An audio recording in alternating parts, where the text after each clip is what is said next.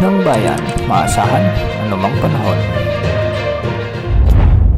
Magandang oras po sa ating lahat. Narito ang update ukol sa binabantayan nating si Bagyong Carina ngayong araw ng Miyerkules, July 24, 2024. Patuloy na lumalakas si Bagyong Carina habang papalapit sa kalupaan ng Taiwan. Huli itong namatan ng Pag-asa sa layong 345 kilometers northeast ng Itbayat, Batanes. Taglay ang lakas ng hangin na umaabot sa 165 kilometers per hour at pagbugsong umaabot sa 205 kilometers per hour. Bagya itong bumagal at ngayon ay kumikilos ng hilagang kanluran sa bilis na 15 kilometers per hour.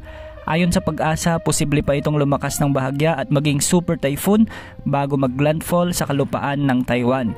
Sa mga oras na ito, ayon naman sa Japan Meteorological Agency, isa na itong ganap na super typhoon base sa ginagamit nilang data measurement. Pinag-iingat po natin ang ating mga kababayan sa Taiwan na maging alerto sa nagbabantang isa sa pinakamalakas na bagyong labuo ngayong 2024 sa Pacific region.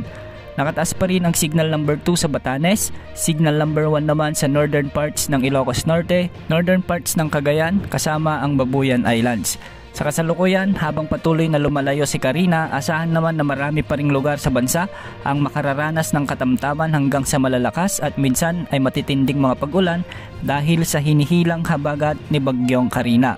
Ayon sa Pag-asa, naitala nila ang top 5 stations nila na may pinakamataas na volume ng pag-ulan mula kagabi hanggang ngayong araw. Una na rito ang Calayan, Cagayan na may 342.8 mm.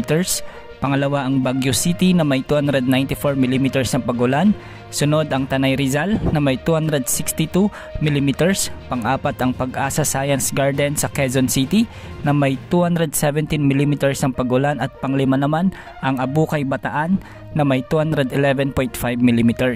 Ang mga pag-ulan na ito ay dulot ng pinagsamang epekto ng Bagyong Carina at ng hinihila nitong habagat. Ngayong hapon hanggang mamayang gabi, asahan na magiging maulan pa rin na may kasamang pagbugso ng hangin ang mararanasan sa Batanes at Babuyan Islands kasama na ang northern parts ng Ilocos Norte at Cagayan.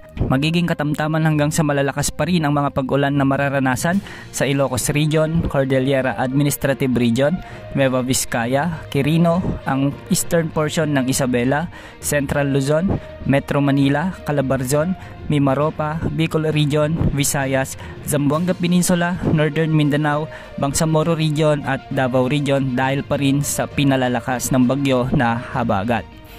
Sa ngayon nga maraming lugar sa Metro Manila ang nalulubog sa baha dahil sa malalakas hanggang sa matitinding pag-ulan.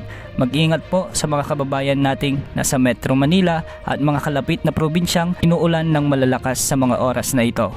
Bukas, araw ng Huwebes, may mga inaasahang pag-ulan pa rin dahil sa habagat sa Ilocos Region, Cordillera Administrative Region, Nueva Vizcaya, Quirino, ang eastern portion ng Isabela, Central Luzon, Metro Manila, Calabarzon, Mimaropa, Bicol Region, Western Visayas, Negros Occidental at Northern Samar. At pagsapit naman ng Biyernes, may mga kalat-kalat na pag-ulan pa ring mararanasan sa Ilocos Region, Cordillera Administrative Region, Nueva Vizcaya, Quirino, ang silangang bahagi ng Isabela, Central Luzon, Metro Manila, Calabarzon, Mimaropa, Bicol Region at Western Visayas. At dahil ito sa habagat na patuloy na hinihila ni Bagyong Carina.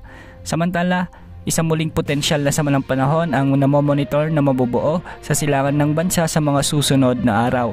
Patuloy din nating imomonitor ang magiging development nito. Yan ang update sa lagay ng panahon at sa binabantayan nating si Bagyong Carina. Mag-ingat po at maging alerto lalo na ang mga kababayan nating nakakaranas ng malalakas na pag-ulan. Ito po ang weather update ng bayan, maaasahan anumang panahon.